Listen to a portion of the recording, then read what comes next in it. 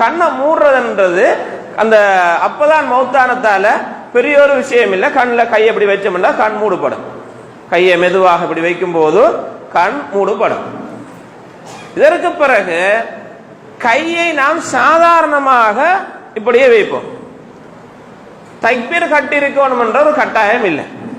மௌத்தானாக அன்னரம் படுக்கக்குள்ள ஒரு ஆள் இப்படி வச்சு படுத்தாருண்டா அம்மா அப்பா மாதிரி விட மாட்டாங்க. கையேடு என்ன மையத்து மாதிரி படுக்க மௌத்தாக போறையா என்ன விட மாட்டாங்க. அப்ப அப்படி ஒரு விஷயம் இல்லை. இப்ப கையை சாதாரணமா இப்படி வைக்கணும். இது வைக்கும் போது நம்ம கஃபனுக்கு லேசா இருக்கு, கஃபனுக்கு இது இலகுவாக இருக்கு. அதற்கு பிறகு இந்த தாடை கட்டுவார்கள். இதை கட்டுவதற்கு மிக முக்கியமான சில நேரங்கள்ல மௌத்தானது அப்புறம் அந்த மூச்சுகள் வெளியே வருகிற போது மூச்சு உள்ளுக்கு போகாது, வெளியே வரக்குள்ள அந்த வாய் அப்படியே கொஞ்சம் ஆவன்றும். அதுக்கப்புறம் ஒன்றும் செய்யல, ஆவண்ட மாதிரியே இருக்கு. அதற்காக கொஞ்ச நேரத்துக்கு ஒரு 1 ஹவருக்கு அதை இவ்வாறு போட்டு ஒரு சீலையில கட்டி கொள்வார்கள். கால்களை 2ஐயும் சேர்த்து வைத்துக் கொள்வார்கள். இவ்வாறு சேர்த்து அதையும் கட்டி கொள்வார்கள். இது இவ்வளவுதான் ஆரம்பமாக மௌத்தாருடைய செய்ய வேண்டியது. இதற்கு பிறகு இவரை மையத்தை அடிக்கழுகணும் சொல்லுவார்.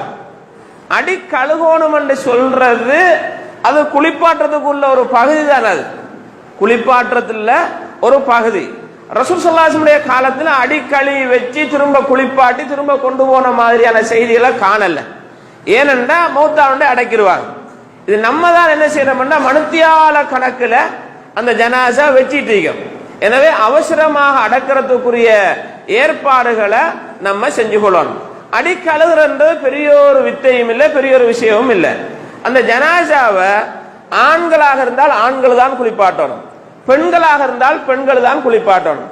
இது பருவ வயது அடைஞ்சதுக்கு பிறகு, பருவ வயது அடைஞ்சது பிறகுதான் அந்த சட்டம் வரும். இப்ப 4 வயசுக்குள்ள மௌத்தாயிட்டு உம்மா கழுகி தரலாம்னா நல்லா கழுகலாம்.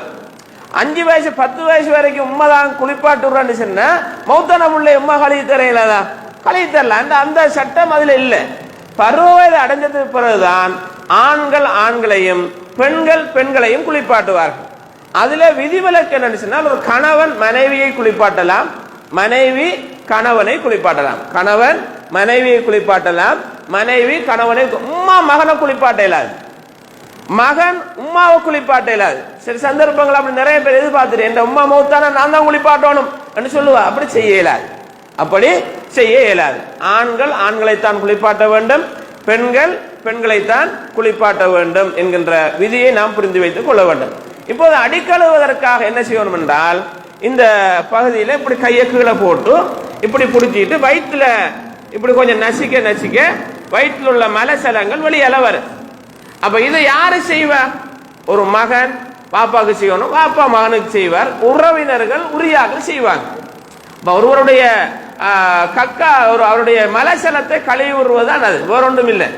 அப்ப இது 10 நாள் வைத்தியசாலையில் இருந்த ஒரு ஆளுக்கு என்ன மாதிரி இருக்கும், ஒன்றுமே சாப்பிடல, ஒன்றுமே குடிக்கல, இவருக்கு இப்படி போட்டு நசிச்சு உருவி கழுவணும் கேட்டா தேவையில்லை. ஏன்னா ஒன்றுமே சாப்பிடலையே அவர், ஒன்றுமே அவர் சாப்பிடல. இப்படியே செஞ்சு போட்டு இதற்கு பிறகு நம்ம இவருடைய ஆடை எல்லாம் கலட்டி எல்லாத்தையும் முடிச்சுட்டு ஒரு வெள்ளை சீலையால முழுமையாக மூடி வைப்போம்.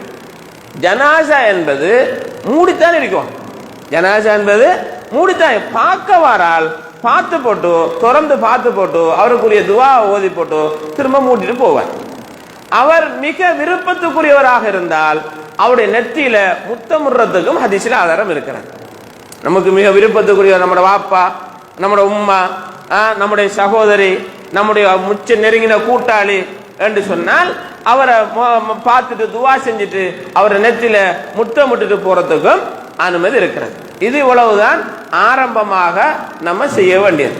இப்படியே நம்ம வச்சுட்டு கஃபனுக்கு கிழிக்க வேண்டிய வேலைகளை கஃபனை செய்வார்கள். இப்ப நம்ம இதை இப்படி இருக்கத்தால முதல்ல இவரை குளிப்பாட்டி போட்டு கஃபன் சீலையை எடுத்துட்டு வந்து கிழிப்போம். இப்ப நம்ம 2-3 தடவை ஆளை எழுப்பி செய்யாம இவர் இப்படியே வச்சுட்டு நாம இப்ப குளிப்பாட்டுற வேலையை பார்க்க போறோம். குளிப்பாட்டுறது என்பது ஒரு நம்ம ஒரு ஆளை வீட்டில் உள்ள ஒரு இயலாத உள்ள ஒரு ஆளை நம்ம வளமையாக தண்ணி வாத்துடுவோம் தானே, தண்ணி வாக்குறது தான் குளிக்கிறது. அவருக்கு ஏலாதால குளிப்பாட்டுறோம். இதை எப்படி செய்யணும், எங்கிருந்து ஸ்டார்ட் ஆக்கணும் என்று சொன்னா நபி ஸல்லல்லாஹு அலைஹி வஸல்லம் சொல்கிறார்கள், இப்தஅன பிமயாமினிஹா வ மவாதிஅல் வுதுஇ மின்ஹா. தன்னுடைய மகள் ஜெய்னபு குளிப்பாட்டுகிற போது நபி அவர்கள் சொன்னார்கள், அவருடைய வலது பக்கத்திலிருந்து ஆரம்பியுங்கள், உளுச்செய்கிற உறுப்பிலிருந்து ஆரம்பிங்க. உளுச்செய்கிற உறுப்பு எது? வலது கை. வலது கையிலிருந்து ஸ்டார்ட் பண்ணணும். அடுத்தது இடது கை, முகம். இப்படி உளுச்செய்கிற உறுப்புகள்ல வலது பக்கத்திலிருந்து நம்ம என்ன செய்யணும்? ஸ்டார்ட் பண்ணணும். இது முதலாவது. உளுச்செய்ய அந்த குளிப்பாட்ட ஆரம்பிக்கிற போது இந்த வலது பக்கத்திலிருந்து ஸ்டார்ட் பண்ணணும். ஸ்டார்ட் பண்ணுகிற போது நகங்கள் ஊத்த இருந்தால் எடுத்து விடுவது, ஊத்த இல்லாததுக்குள்ள போட்டு அந்த குச்சியால போட்டு குத்த தேவையில்லை. எப்பயும் தான் ஒரு நோயாளியாக இருக்கிறவரை நாம் எப்போது சுத்தமாக வைத்துக் கொள்ள வேண்டும். குளிப்பாட்டக்குள்ள நகம் பட்டிட்டு குளிப்பாட்டக்குள்ள ஊத்த எடுத்துக்கிட்டு இருக்க வேண்டிய அவசியம் இல்லை. எப்பயும் அவரை சுத்தமாக வைத்துக் கொள்ள வேண்டும். அடிக்கடி குளிக்க வைக்க வேண்டும், நகத்தை வெட்ட வேண்டும், அக்குள் முடியை எடுக்க வேண்டும், மர்ம உறுப்பில் உள்ள முடிகளை எடுத்து அழகா கிளியராக வைத்து இப்ப மௌத்தானாலும் ரெடி என்ற அளவுக்கு இருக்கணும். அதுக்காக வருத்தத்தோடு இருக்கிற என்ன நம்மளை மௌத்தாக்க போறீங்களா, ஃபுல்லா கிளியர் ஆக்குறீங்கன்னு அவர் கேட்க தேவையும் இல்லை. அப்ப நம்ம அப்படியும் செய்ய தேவையில்லை, நம்ம அவரை கிளியராக வைத்துக் கொள்ள வேண்டும். இப்ப ஜனாசாவை குளிப்பாட்டுவதற்காக நம்ம ஆரம்பத்தில் அதுக்குரிய பொருள்களை எடுத்து வைத்துக் கொள்ள வேண்டும். என்ன பொருள்கள் என்று சொன்னால், கற்பூரம் கலந்த தண்ணியில கொஞ்சம் கற்பூரம் இருக்கும், அதை எடுத்து ஒரு கோப்பையில கலந்து வைத்துக் கொள்வது. இலந்த இலை இருக்குமே, ஆனால் அந்த இலந்த இலையை அரைத்து அந்த இலந்த இலையை நம்ம கலந்து சோப் போல வைத்துக் கொள்வது.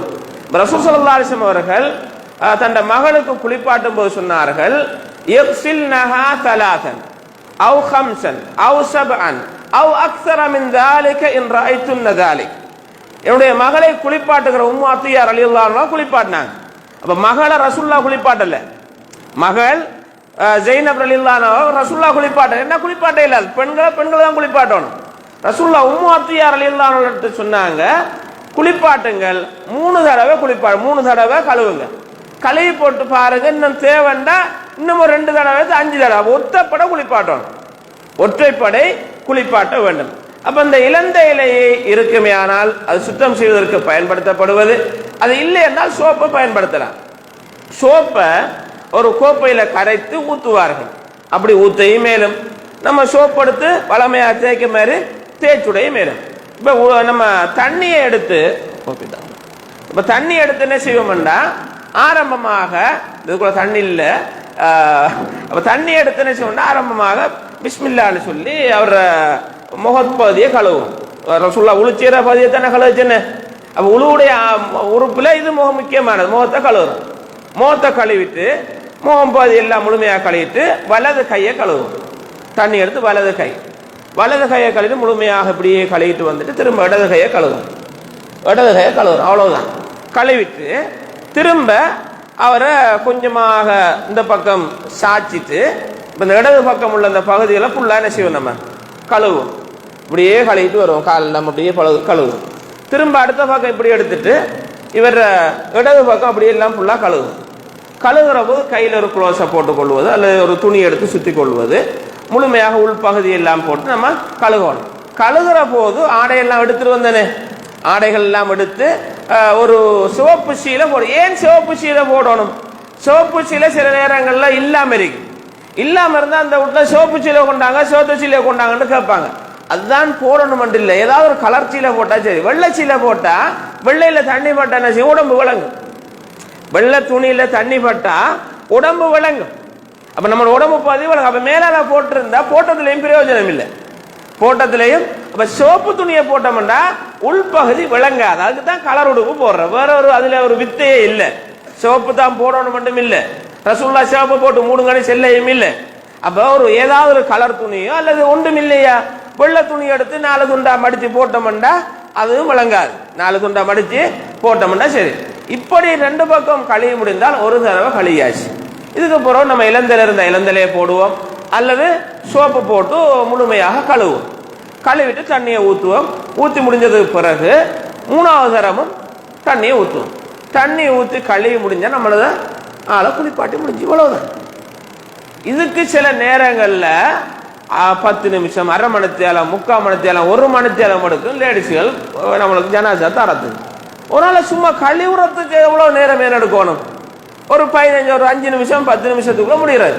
குளிப்பாட்டுறத போய் நம்ம எல்லாரும் போய் எட்டி பார்க்க கூடாது. அவங்க தான் மறைச்சிட்டு குளிப்பாட்டுறாங்க. 2 பேர் அல்லது 3 பேர் நிற்பாங்க.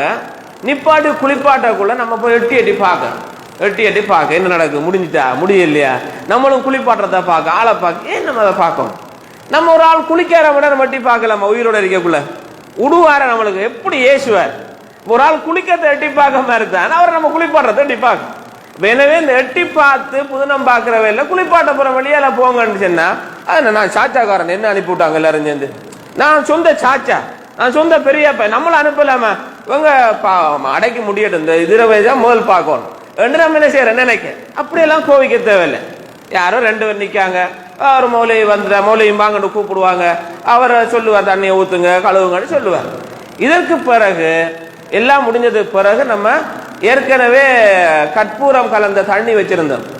கற்பூரம் எல்லாம் களி முடிஞ்சது பிறகு கற்பூரம் கலந்த அந்த தண்ணியை மேல ஊற்றுவோம். இதை ஊத்தக்குள்ள அஷஹது அல்லா இலாஹ இல்லல்லாஹ் வஹ்தஹு லா ஷரீக லஹு வ அஷ்ஹது அன்ன முஹம்மதன் அப்துஹு வ ரசூலுஹு ஹாதா மா வஅதர் ரஹ்மானு வ ஸதகல் முர்ஸலூன் வ கூலு இன்னா லில்லாஹி வ இன்னா இலைஹி ராஜிஊன் ஷஹாதா எல்லாம் சொன்னாங்க. அதெல்லாம் இல்லை, இதில் இந்த துவாலாம் இல்லை. இதையெல்லாம் ரசூலுல்லாஹ் ஒன்றும் அப்படி சொல்லி தரல. சும்மா தண்ணி ஊத்துறதுக்கு என்னது ஷஹாதா கலிமா? தண்ணி ஊத்துறதுக்கு இந்த ஷஹாதா கலிமெல்லாம் ஏன் இதை சொல்றேன்டா, இந்த மௌலிமாருக்கு இதெல்லாம் தெரியாது, அது அவங்கள ஒன்றும் சொல்ற இல்லை. இந்த மௌலிமாருக்கு இதெல்லாம் ஒன்றும் தெரியாது, அதான் சொல்றேன் நினைச்சுக்க. தெரியும் என்ன செய்யறாங்கன்னா தெரியும், அது இல்லை இல்லாதால நாங்க செல்லாம பிடிக்கும், இல்லாத ஏன் செய்வோம் நம்ம. அப்ப எனவே சும்மா நம்ம அந்த கற்பூர தண்ணியை கடைசியா ஊற்றி அது இருக்கணும். இப்படியே நம்ம ஜனாசாவை அதுக்கு மேலால ஒரு துணியை போட்டு அந்த ஜனாசாவை கொண்டு போய் வைப்போம். கஃன் செய்யறத பார்ப்போம். இப்ப நம்ம கஃன் செய்யும் போது அந்த ஜனாசாவை அளக்கணும். என்னத்துக்கு அளக்கன்னு சொன்னா அதுல இருந்து ஒரு முளம் கொஞ்சம் கூடுதலா சீலை விடுறதுக்காக. அப்பதான் இஞ்சால தலைப்பக்கமும் கால் பக்கமும் கட்டுறதுக்கு லேசாரிக்கும். தலைப்பக்கமும் கால் பக்கமும் கட்டுறதுக்கு லேசாரிக்கிறதுக்காக தான் அளந்துட்டு வாங்கன்னுவாங்க. அளக்கத்துக்கு நூலை கேட்பாங்க. சில நேரம் வீட்டில் உள்ள ஆக்கள் உண்மையாகவே டென்ஷன் இருப்பாங்க பொம்பளை. அவங்களும் எந்த வீட்டுல மௌத்தானா தான் எனக்கு அதில் உள்ள டென்ஷன் விளங்கும். அந்த வீட்டில் உள்ள ஆக்களுக்கு தான் அதுல டென்ஷன் விளங்கும். எடுத்துக்காங்க, அந்த துணி எடுத்துக்காங்க, அதை எடுத்துக்காங்க, இதை எடுத்துக்காங்கன்னா எப்படி தருவாங்க? எல்லாருக்கும் கவலை தானே. அப்ப அதனால வீட்டுல நின்றுட்டு கூடுதலாக நம்ம சத்தம் போட்டு அதை எடுத்துக்காங்க இதை எடுத்துக்காங்கன்னு செல்லாம நம்மளால முடியுமானத்தை வச்சு செய்ய பார்க்கணும். அப்படில நம்ம எடுத்துக்காந்து வச்சிடணும். எடுத்துக்காந்து வச்சுக்கொள்ள நமக்கு லேசி வீட்டுல உள்ளாக நம்ம டென்ஷன் ஆக்க கூடாது. ஒன்றும் கிடைக்கல அளக்கிறதுக்கான நம்மளா ஒரு மரம் நம்ம ஊரை பொறுத்த மட்டும் நல்ல மரம் நீக்கி என்ன தென்னை மரம் நீக்கி ஓலை ஒன்றை கழிச்சு 2 கட்டி இதை கொடுத்து அளந்ததுக்கு வாங்கன்னு லேஸ் நூல் எடுத்துக்காங்க. அந்த இதுல இந்த சீலையில கிழிச்சுட்டாங்க மோலை அடுத்து அதுல இருந்து சத்தம் போடுறது எல்லாம் சரி நம்ம ஒரு துண்டை எடுத்து போட ஏதோ ஒரு ஆகையில அளந்து எடுத்துக்கணும். இப்ப அளந்து பார்க்கும் போது அந்த ஜனாசா ஒரு சின்ன ஆளா இருந்தா அந்த கணக்கை விட ஒரு முழம் கூடுதலாக எடுக்கணும். ஒரு அடி என்றா ஒரு அடியை விட ஒரு முழம் கூடுதலா எடுக்கணும். ஒரு 4 அடி அனுச்சுன்னா 4 அடி என்றா ஒரு முழம் அதோட கூடுதலா எடுக்காது. அதை கொஞ்சம் கட்டுறதுக்கா. இது ரசூல் ஸல்லல்லாஹு அலைஹி வஸல்லம் அவர்கள் செஞ்ச ரசூலுல்லாஹ்வுக்கு செய்யப்பட்ட ஜனாசாவில் ரசூலுல்லாஹ்வுடைய ஜனாசா எப்படி இருந்துச்சுன்னா துணி பருத்தியாலான செய்யப்பட்ட யமன் நாட்டிலே உள்ள மிக வெண்மையான துணியாக இருந்தது. அப்ப பருத்தியால செய்யப்பட்ட துணி. அப்ப நல்ல துணி எடுக்கிறதுல பிரச்சனை இல்லை. அதுக்காக கடும் விலை கூடின துணி எடுத்துக்க கஷ்டப்பட வேண்டிய அவசியமும் இல்லை. இப்ப இருக்கத்துல ஒரு நல்லதை நம்ம எடுத்துக்கொள்றது நல்லது. அல்லாஹ்வுடைய தூதர் ஸல்லல்லாஹு அலைஹி வஸல்லம் அவர்களை குளிப்பாட்டி கஃன் செஞ்ச கஃன்ல என்ன இல்லைன்னு சொன்னா தலப்பாக இல்லை. ரசூலுல்லாஹ்வுடைய ஜனாசாவில் தலப்பாக இல்லை. இது நீங்க புகாரில வரக்கூடிய கிதாபுல் ஜனாயிஸ் ஜனாசாவுடைய சட்டதிட்டங்கள் பற்றி அந்த பாடத்தை நீங்க படிச்சீங்கன்னு சொன்னா அதுல தலப்பாக இல்லை. தலப்பா கட்ட தெரியாம நாங்க இல்லைன்னு சொன்னா அப்ப கட்டி காட்டுவோம். எனக்கு தலப்பா கட்ட தெரியும் சரியான தலப்பா ரசூலுல்லாஹ் கட்டல. குஃபின ரசூலுல்லாஹி ஸல்லல்லாஹு அலைஹி ஃபீ ஸலாஸத்தி அஸ்வாபின் 3 ஆடையில ரசூலுல்லாஹ் கஃன் செய்யப்பட்டார்கள். லைஸ ஃபீஹா இமாமத்துன் வலா கமீஸ் அதுல ஷர்ட்டும் இல்ல தலப்பாவும் இல்ல. ஷர்ட்டும் இல்ல தலப்பா 3 வெறும் துணி தான். 3 வெறும் துணியால தான் கஃன் செய்யப்படுகிறார். இப்ப ஷர்ட் வைக்கணுமா? ஆனா ஷர்ட் வைக்க தெரியா அந்த மூலையமா இருக்கு. நான் ஷர்ட் இப்ப வெட்டி காட்டுவேன். டைலர் வேலை பார்க்காட்டும் ஷர்ட் வெட்ட தெரியும் எனக்கு. அப்ப துணி இருக்கா வரையா துணி? சரி, அப்ப அந்த 3 துணி வைக்கிறதான், வேற மேலதிகமாக எதுவுமே அதுல இல்லை. மேலதிகமாக எதுவுமே அதுல இல்லை. அந்த 3 துணியையும் நாங்க என்ன செய்வோம்டா, அந்த ஆள்ல சைஸுக்கு ஏற்ற மாதிரி வைக்கணும். அந்த கவன் செஞ்ச செட் இருக்கும், செட்டுக்குள்ள ஊசி இருக்கும், நூல் இருக்கும், ஊசால தச்சு இதெல்லாம் அப்படியெல்லாம் செய்ய வேண்டிய அவசியம் இல்லை. அப்படியெல்லாம் அதிலும் குறிப்பாக ஆளும் பெருசாக இருந்து தக்பீரையும் கட்டி வச்சுட்டா இங்க பெருசா என்ன செய்யும், இந்த பக்கம் இழுக்கும் இந்த பக்கம் இழுக்கும். ஆளும் பெரிய ஆள், அப்ப அவருக்கு இன்னும் துணி பெருசா தேவை. தக்பீரையும் கட்டி வச்சிருக்கி, தக்பீரை கட்டி வச்சா என்ன செய்யும், இந்த பகுதி இப்ப குளிப்பாட்டி கவனிட்ட உள்ளுக்கு நிக்காக்களுக்கு விளங்கும். அந்த துணியை அந்த எடுத்து மூடும் போது மிகப்பெரிய ஒரு கஷ்டத்தை பார்க்கும். எனவே 3 துணி எடுத்து இப்படித்தான் வைப்பது.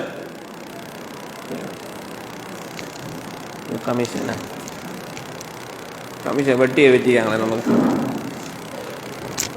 3 துணியையும் பால் பெருசா இருக்கத்தால ஒன்றை இந்த பக்கம் கொஞ்சம் சாடையா இழுத்து வைப்போம்.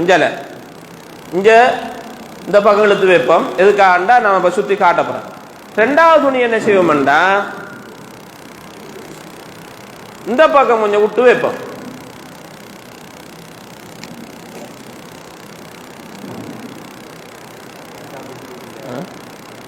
இது செய்யப்பட்ட ஒரு கஃபனண்டத்தால அதுல சாரன் சேட்டு தலைப்பாக்குரிய எல்லா இதுவும் இருக்கு.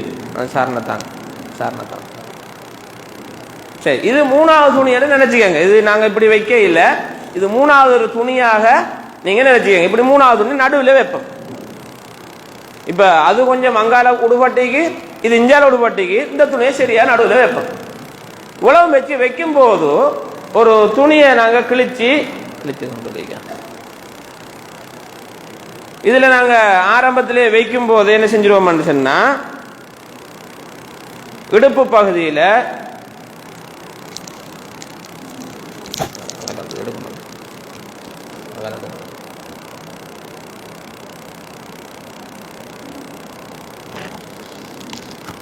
இதை போட்டு தான் நாங்க என்ன செய்வோம், இப்படியே கவன் செஞ்சு வச்சாச்சு. இப்ப இதை நம்ம கவன் செஞ்சு எடுத்து குளிப்பாட்டத்தை அனுப்பணுமே. குளிப்பாட்டத்தை அனுப்பும் போது இந்த பக்கத்துல எடுத்து இஞ்சால இப்படி வச்சு இப்படி செஞ்சா சரி, இஞ்சால கவன் வந்துடும். அங்கால அதே மாதிரி செஞ்சு சுத்தி கொடுத்தா சரி, வேற ஒரு வேலையும் இல்லை. அவங்க கவன்ல ஜனாசாவை கொண்டு வராக்கள் மெதுவாக இப்படி பிரிச்சுட்டு ஜனாசாவை தூக்கி வச்சா சரி. சரியா? இந்த துண்டு ஏற்கனவே நம்ம சொன்ன மாதிரி பெரிய ஒரு துண்டா இருக்க வேண்டியது கிழிக்கப்பட்டிருக்கத்தால இது இந்த பதியை பாருங்க, இவடத்தோட நிக்குது.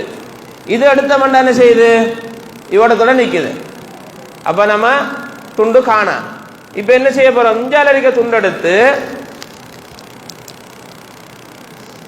இஞ்சால என்ன செய்வோம், இப்ப இந்த பகுதியோட இப்படி சேர்ப்போம். கொஞ்ச நேரத்துக்கு மூச்சு அடைக்கிங்க.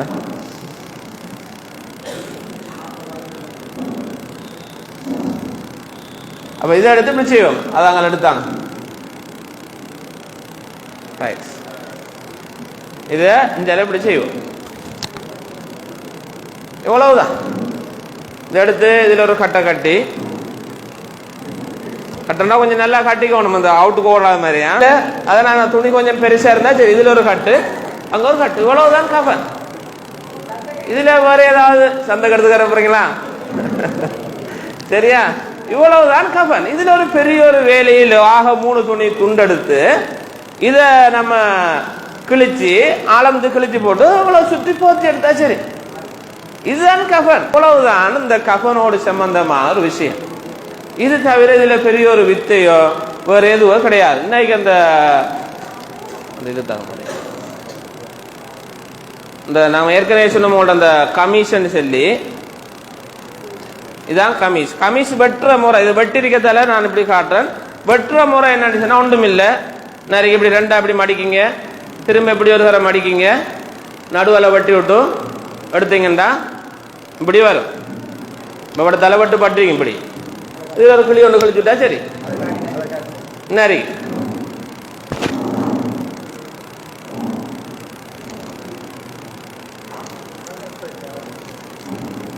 கமிஷன்டா சேட்டுற முறையில் இருக்கா.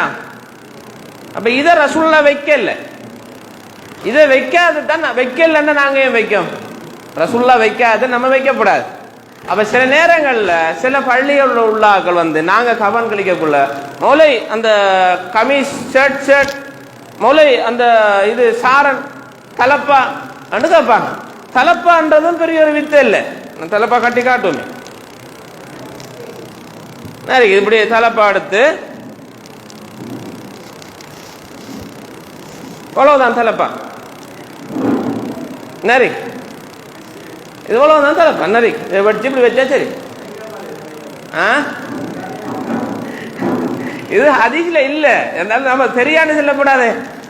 சரி, அப்ப 3 துணியை வைத்து தான் ஆண்களுக்கும் இதே அளவுதான், பெண்களுக்கும் இதே. சிலர்கள் என்ன செய்வாங்கண்டா, ஹஜ்ஜிக்கு உம்ரா போன ஆக்கள் அவங்களோட இஹ்ராம் துணிய எங்களுக்கு கஃனாக வச்சிருவோம்னு சொல்லுவாங்க. பிரச்சனை இல்லை, அந்த இஹ்ராம் துணியை நம்ம என்ன செய்யலாம், கஃனாக, இதைத்தான் நாங்க கஃனா வைக்கணும்னு சொல்லியிருப்பாங்க. வீட்டுல சில வீட்டுல வந்தோடனே கஃனும் வந்திருக்கும், அந்த துணியும் வந்திருக்கும். பிரச்சனை இல்லை, உள்ளுக்கு என்ன செய்யறது, அவங்களோட துணி 2 மேலுக்கு வச்சு போட்டு இந்த துணியை மட்டும் அடியில வச்சா சரி. அப்ப போத்தி வரும்போது இது வரும், இந்த துணி வரும்.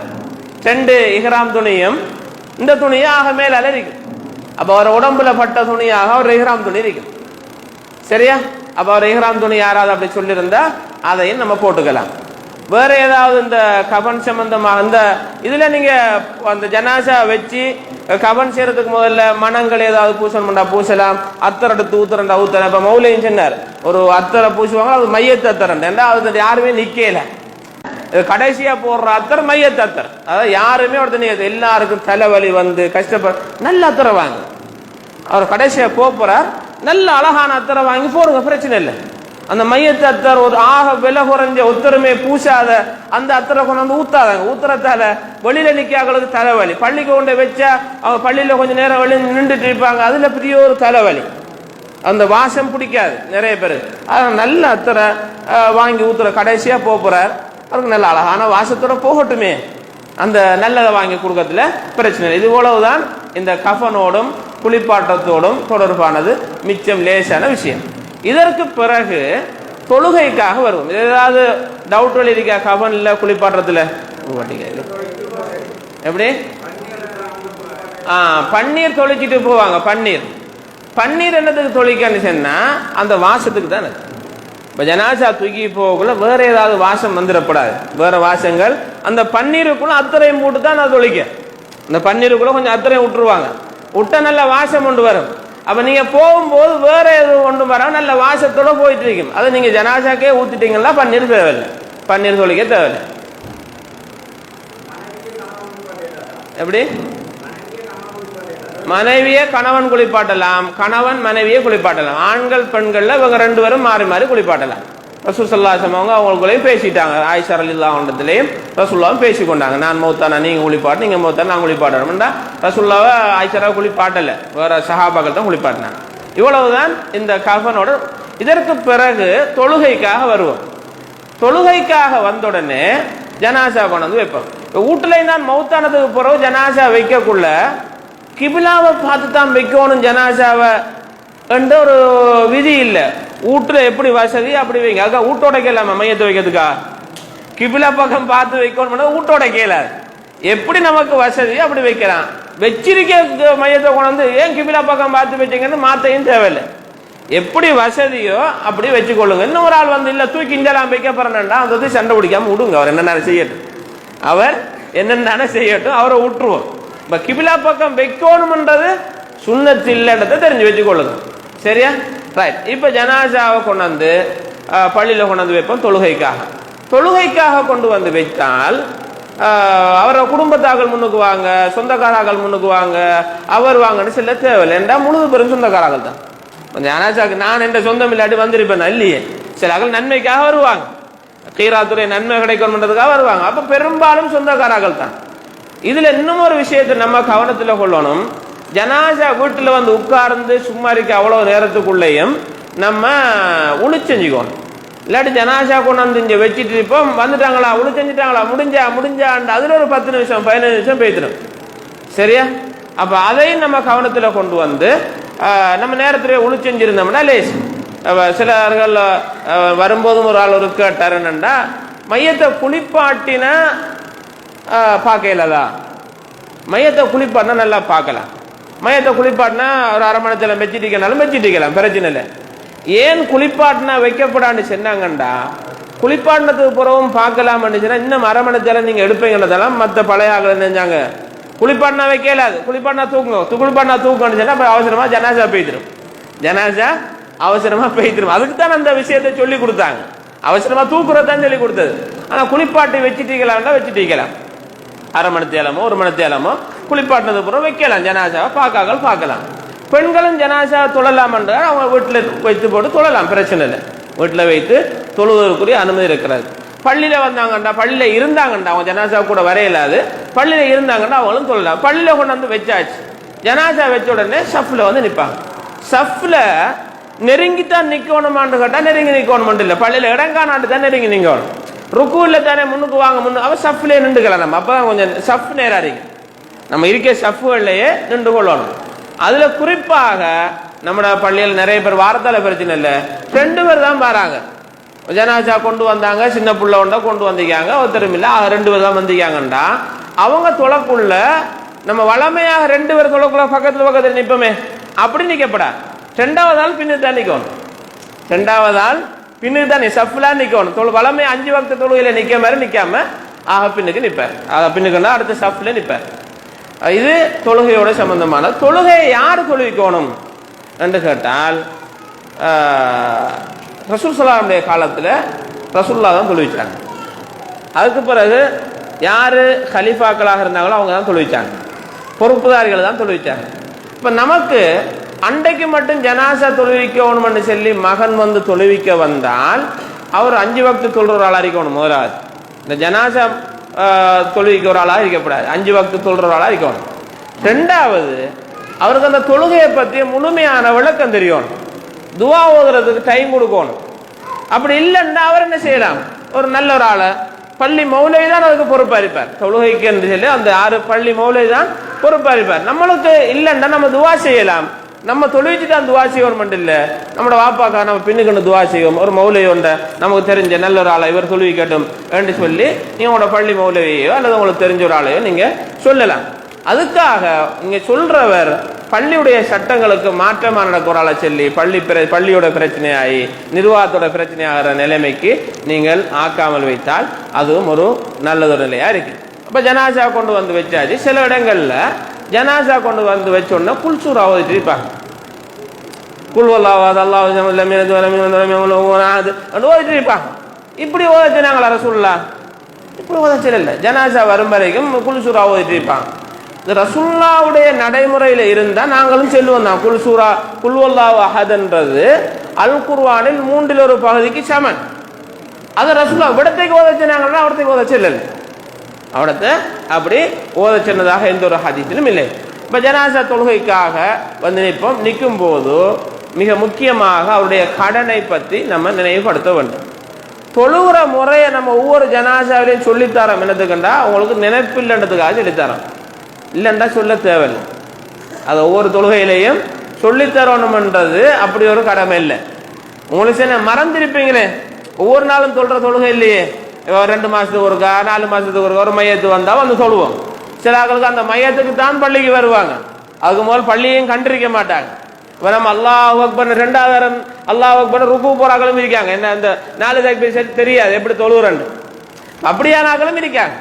எனவே அந்த தொழுகைக்கு மௌலவியோ அல்லது மிக முக்கியமான ஒரு ஆளையோ நீங்க தொழுவிக்க விடுவீங்க, அல்லது உங்களுடைய தெரிஞ்ச நல்ல அழகாக தொழுவிக்கணும் என்ற நிலையில இருந்த அவரை தொழுவிப்பார். தொழுவிக்கும் போது பழமையா வந்தார்கள் வந்த மாதிரி சஃப்ல நிற்பாங்க. பெண்ணாக இருந்தால் நடுவில் நின்று தொழுவிப்பார், ஆணாக இருந்தால் தலைப்பகுதியில் நின்று தொழுவிப்பார். தொழுகைதான் துவா.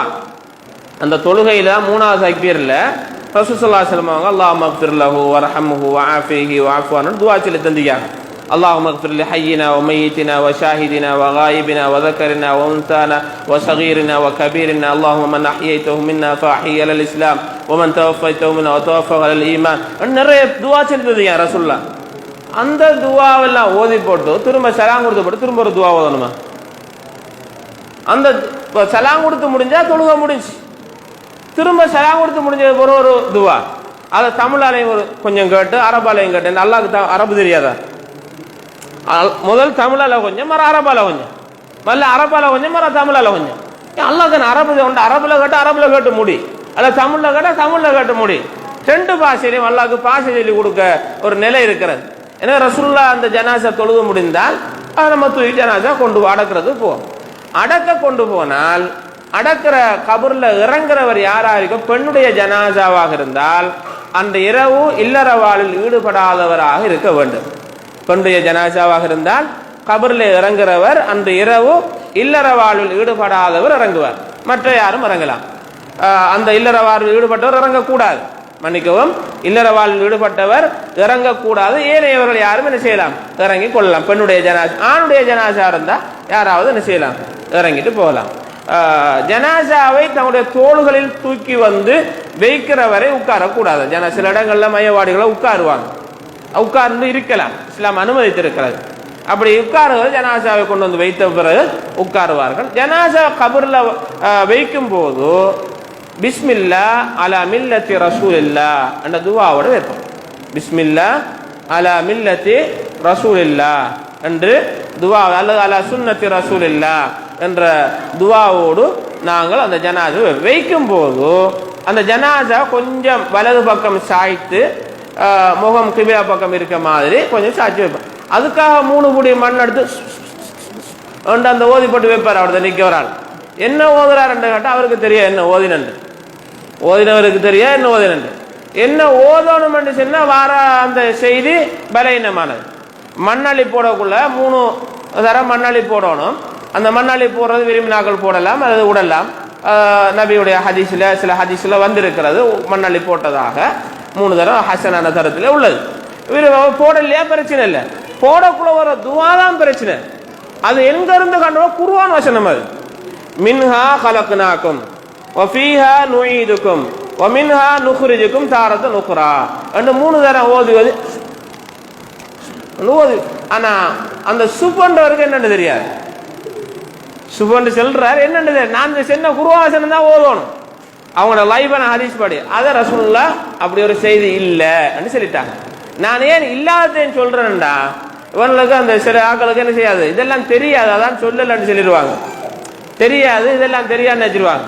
அதால ரசூல் ஸல்லல்லாஹு அலைஹி வஸல்லம் அந்த இப்படி போடக்குள்ள துவா ஒன்று சொல்லணும்னு நமக்கு கட்டளையிடவில்லை.